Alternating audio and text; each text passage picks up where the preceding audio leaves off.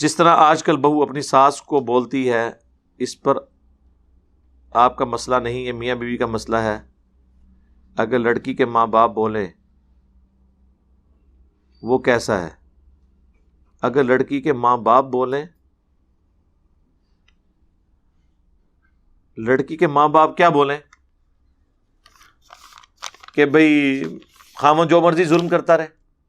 اصولی بات آپ سمجھے، ہم یہ نہیں کہتے کہ ساس کو کوئی حق نہیں پہنچتا کہ وہ میاں بیوی کے معاملے میں دخل نہ دے۔ قرآن نے کہا ہے کہ جب کبھی میاں بیوی میں جھگڑا ہو جائے تو ایک حکم مرد کی طرف سے ایک عورت کی طرف سے مقرر ہو، اور وہ اگر اصلاح کی کوشش کریں گے تو اللہ کوئی راہ نکال دے گا۔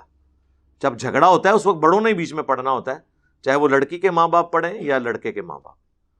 باقی وہ جو دخل والی آپ بات کر رہے ہیں، دخل سے مراد تو یہ ہے کہ وہ خام خواہ کی دخل نہ دے کے رکھیں، اس چیز کی مخالفت ہے۔ باقی ظاہر ہے کہ جو عورتیں شروع کے چند سال سینئر عورتوں کے ساتھ گزار لیتی ہیں، بشرطے کہ وہ ساسیں پھپھی کٹنیاں نہ ہوں، تو ان کے لیے مستقبل کی زندگی گزارنا آسان ہوتی ہے۔ شروع میں ضرورت ہوتی ہے، خصوصاً پریگنینسی کے دنوں میں ایک سینئر عورت کی رہنمائی کی ضرورت ہوتی ہے، بشرطے کہ وہ خود بھی پڑھی لکھی ہو۔ آج کل بعض عورتیں ایسی جاہل ہیں کہ وہ لیڈی ڈاکٹرز کے پاس وزٹ نہیں بہو کو کروانے دیتی ہیں کہ جی بس یہ ہو جائے گا، اور الٹیمیٹلی جب وہ پریگنینسی ضائع ہوتی ہے تو پھر پیٹ سے آپا ڈال کے بیٹھ جاتی ہے۔ بھائی آج کل خوراک وہ نہیں ہے، ہماری بچیوں کی صحتیں وہ والی نہیں ہیں۔ آج کل جن کا بھی پریگنینسی کا معاملہ ہو، مہینے میں ایک وزٹ لازمی، انڈر آبزرویشن رکھنا ضروری۔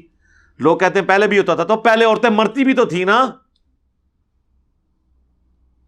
40% عورتیں کم از کم مر جایا کرتی تھی، اب تو نہیں اتنی عورتیں مرتی، چونکہ لیڈی ڈاکٹر دیکھ لیتی ہے کہ بھئی اس کا بلڈ پریشر رائز کر رہا ہے، اس کو میں نے اس طرح کنٹرول کرنا ہے۔ پریگنینسی کے دوران اس کے شوگر کا ایشو ہو جاتا ہے، کئی عورتوں کو یہ ہوتا ہے کہ وہ شوگر انہیں نہیں ہوتی، پریگنینسی جیسی ہوتی شوگر ہو جاتی ہے، جیسے ہی ڈلیوری ہوتی ہے پھر وہ نارمل ہو جاتی ہیں، پھر اگلی پریگنینسی میں شوگر آ جاتی ہے، یہ ریگولرلی ان کے ساتھ ہوتا ہے۔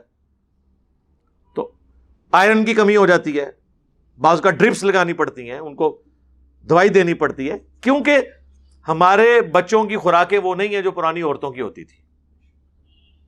زیادہ تر توجہ تعلیم کی طرف رہی، خوراک کی طرف نہیں رہی۔ اس میں بچوں کے نخرے بھی شامل ہیں، مائیں تو بیچاری بچپن سے ہی کوشش کرتی ہیں، لیکن ایک آدھ بچہ ایسا نکلتا ہے جو کچھ کھاتا پیتا نہیں ہے، اور وہ عورتیں گلا کرتے ہی نظر آئیں گی۔ وہی آزمائش ہوتا ہے، سارے گھروں میں ایسے ہی ہوتا ہے۔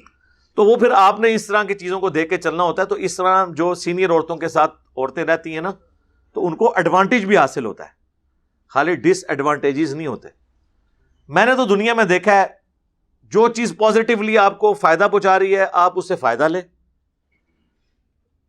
اور جو نقصان ہے اس سے صرف نظر کرتے رہیں۔ جو پنجابی میں کہا جاتا ہے نا کہ جو بھینس دودھ دیتی ہے نا، اس کی دلتی بھی برداشت کر لینی چاہیے، کیونکہ نفع بھی تو آپ کو دے رہی ہے نا۔ دنیا میں یہ ہو نہیں سکتا کہ ہر انسان سے آپ کو صرف نفع ہی پہنچے۔ پھر میں بار بار مثال دوں گا سورۃ الاحزاب میں کہ اگر اللہ کے نبی علیہ السلام کو اپنی بیویوں سے ذہنی طور پر ٹینشن پہنچی، سورۃ الاحزاب کی آیات نازل ہوئی، سورہ التحریم کی، حتیٰ کہ بخاری مسلم میں ہے کہ آپ علیہ السلام 1 مہینے کے لیے ناراض ہو کے گھر کی چھت والے حصے میں شفٹ ہو گئے، اپنی بیویوں سے ناراض ہو گئے۔ اسے ایلا کہا جاتا ہے۔ سر تسی میں آتے پھر شاہی کوئی نہیں۔